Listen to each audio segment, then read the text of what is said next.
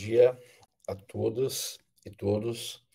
Meu nome é Eduardo Neves, sou diretor do Museu de Arqueologia e Etnologia da Universidade de São Paulo e também um amigo de longa data do nosso querido Gordon Broderson. Infelizmente, não estou em São Paulo para participar desse evento hoje. Eu tive um outro compromisso inesperado que surgiu e do qual eu não podia declinar, mas eu pedi para o meu amigo também, Eduardo Natalino,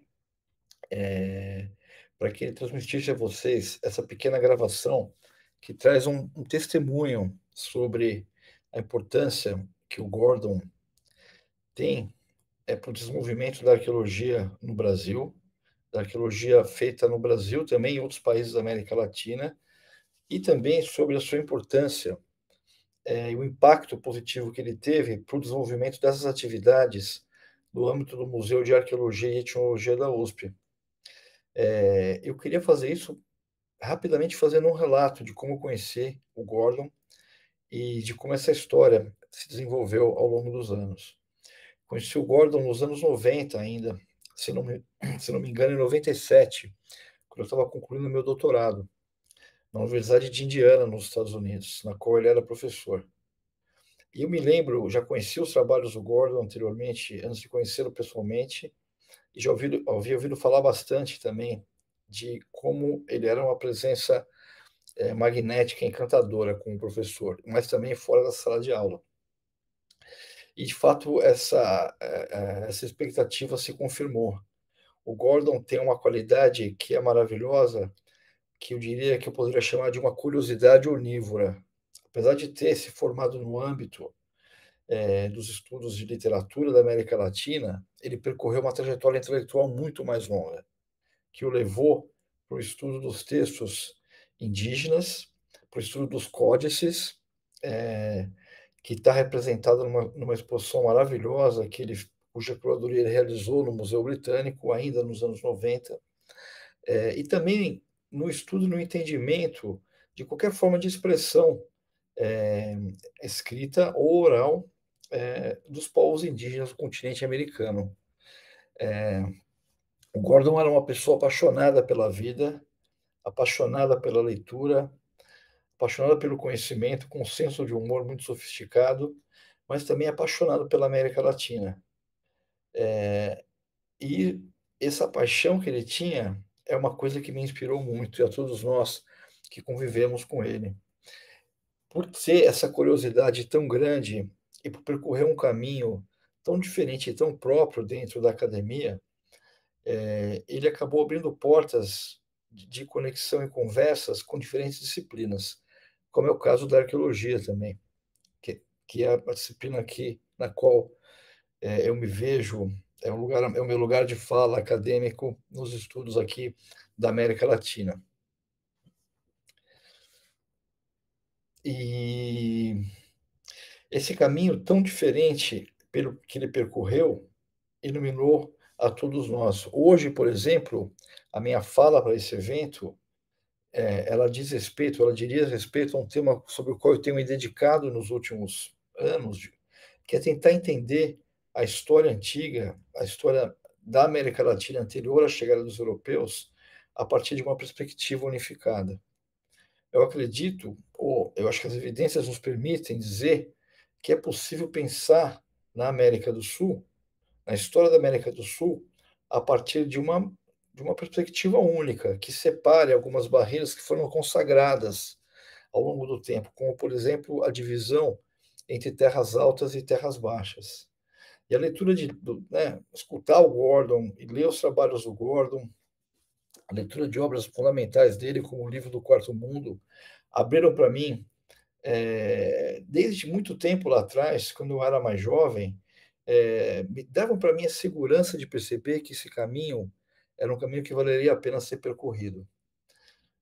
E como qualquer caminho que a gente percorre, que é um pouco diferente, é natural que algumas dúvidas apareçam ao longo desse trajeto. Mas os encontros periódicos que eu tinha com o Gordon, principalmente aqui em São Paulo, onde nós o recebíamos, a ele e a Lúcia, que é uma amiga maravilhosa, querida, e a qual ele devotava um amor que era inspirador, a maneira pela qual Gordon olhava para a Lúcia quando a gente estava sentado ali, almoçando, jantando, sempre com um carinho muito grande e com uma admiração muito grande, é também algo inspirador para mim. Mas essas conversas com Gordon, que tocavam, passavam por temas totalmente diferentes, né?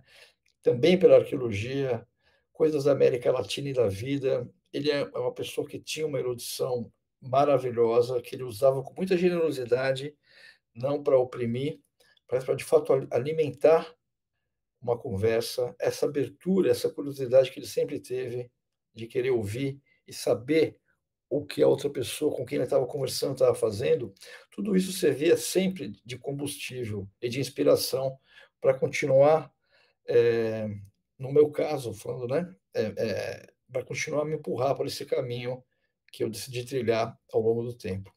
O Gordon veio para cá, para a USP, como professor visitante lá no MAR. É, ele, é, graças à intervenção na época da professora Maria Beatriz, minha colega do MAI, Maria Beatriz Forenzano, e o curso que ele ministrou deixou um impacto muito grande. Muitas pessoas que o fizeram decidiram se dedicar de maneira sistemática aos estudos de temas da arqueologia de países da América Latina fora do Brasil, em especial a Mesoamérica. E esse impacto é um impacto que vai ficar para sempre. Essa contribuição que ele fez e que é importante que o mundo saiba, a uma universidade brasileira, localizada num país, né, de língua portuguesa na América Latina, fomentando e estimulando os estudos realizados em outros países do nosso continente, é algo que vai ficar para sempre. Como vai ficar para sempre também a memória que eu tenho e a gratidão dele ter